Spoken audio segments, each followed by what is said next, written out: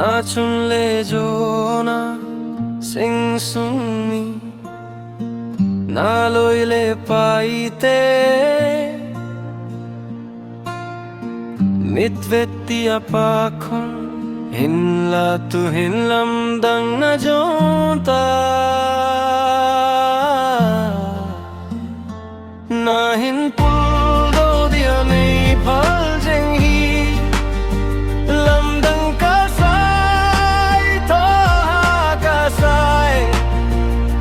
o lung la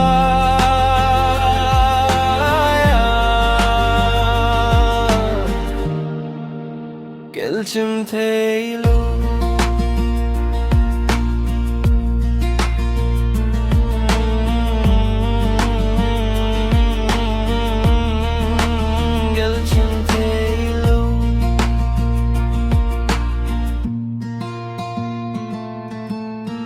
Kachun le jo ka sing sung mi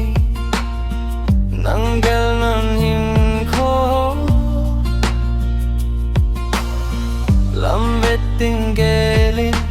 lunga mil mon gelin alang jinge na hin pul do dia ni phal jeng hi lam dang ka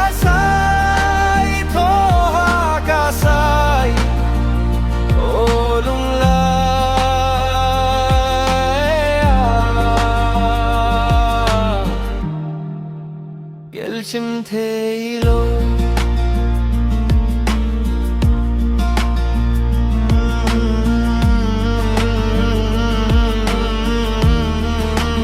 gelchim theilu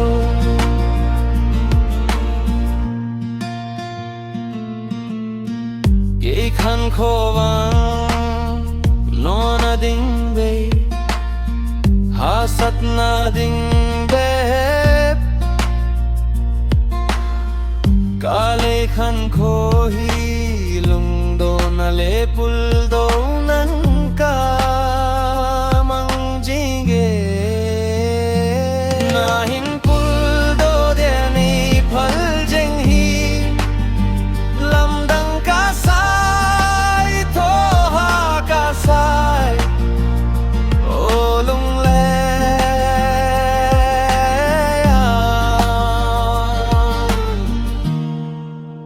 gelchim theilu